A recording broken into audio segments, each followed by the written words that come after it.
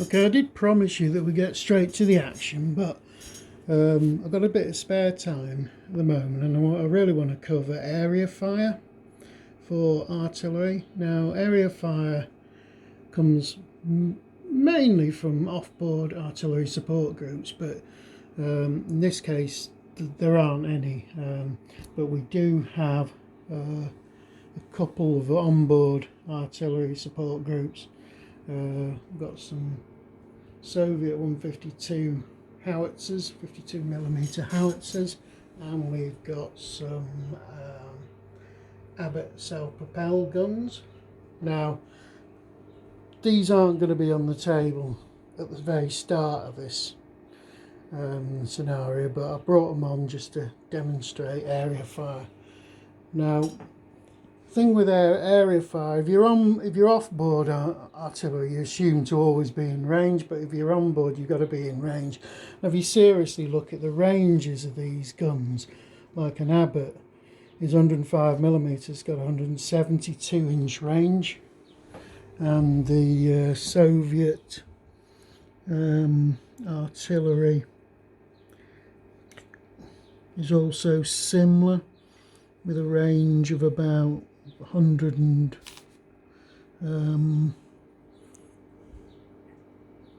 about 150. I can't find it in the table at the moment because it doesn't matter. Right, so the first thing you do is you have to throw on your availability chart.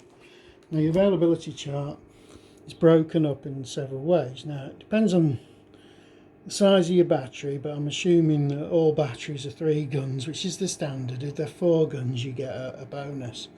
But if we look at the Russian one, it's a Russian style artillery, it's a towed unit, so you have to throw a dice, and the dice roll shows you how many of the batteries it can fire this particular turn. So I'm going to pre-allocate all this because, for example, so this Soviet battery here, they threw a 4, that means one of their guns can fire. Okay. Now, the Western guns, the Abbotts, you look up the self-propelled column and you throw your dice again, and they threw a 4, so they get 2 of their units that can fire. So we'll mark this with a 2 to say 2 of them can fire. Now, once you've done that, you need to place your barrages as a result of this. Now, what I can do is assign guns to each barrage. So let's just place the... Well, first thing, you've got to be in range of a spotter. Now, I've got some recon spotters here who are really good. That Scorpion there is part of a reconnaissance unit, and these vehicles are right out in the open and they seem to be moving, so they're well within spotting range. So I'm going to place my barrage markers. Now, I could place like one barrage marker like that and assign 2 guns to it, or I could split it up and have 2 barrage markers with 1 gun each. Now, to be quite honest, we should concentrate this. So I'm going to concentrate the 2 guns into 1 artillery barrage. Yeah. The next thing I do, I have to throw for the accuracy. Now, the accuracy depends on the type of equipment you're using. Now, this is part of your army list, but for NATO, which is the example I'm going to proceed with, it's 3+, because it's first generation digital computers and automated field artillery control, 1980s style.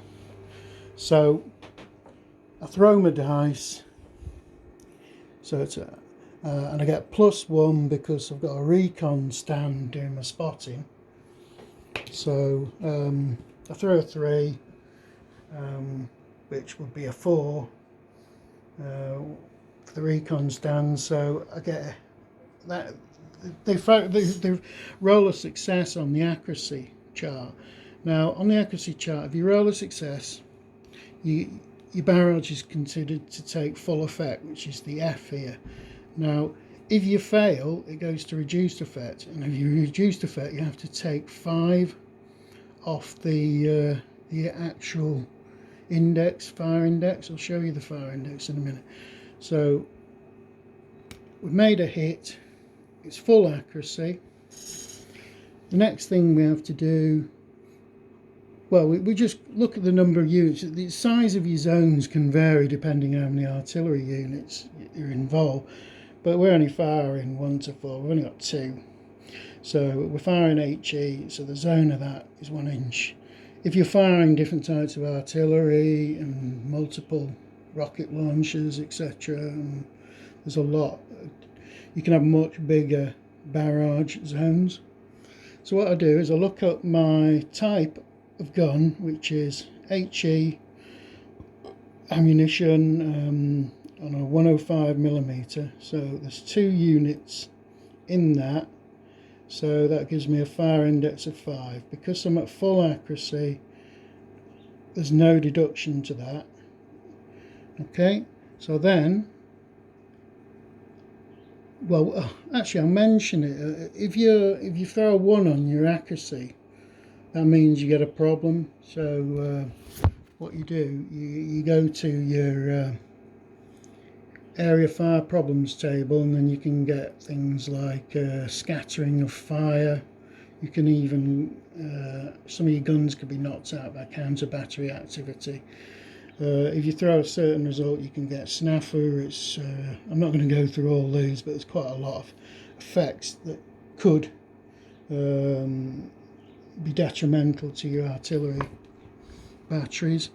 Anyway, so we decided we got 5, so what we do is we look up the target. The target is an AFV in open cover, and we're looking up an index of 5, and that has an S, 6+, and a Q. Now that means if I throw less than 6, it's an automatic suppression.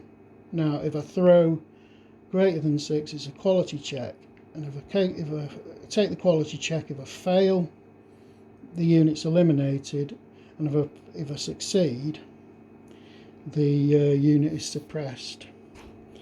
So what I'll do is if I roll the dice for the first target, so that's a 6, so that effectively would be a quality check. Throw a dice for the second target, that's a 1, so that becomes a suppression. So I mark that target with a suppression marker, an artillery suppression marker, and the other one I've got to throw on the quality check table. So this is good troops. Good troops, my quality check is 4+. Okay, so I've got to get 4+ to actually survive this, and I don't. So I've got a 2, and because I failed my quality check, the stand's considered to be eliminated. This isn't necessarily that the stand was destroyed. This could actually just mean that the crew panicked and they abandoned the vehicle, or they just, whatever, they could even just fled the field. It just means the unit's no longer capable of fighting. Okay.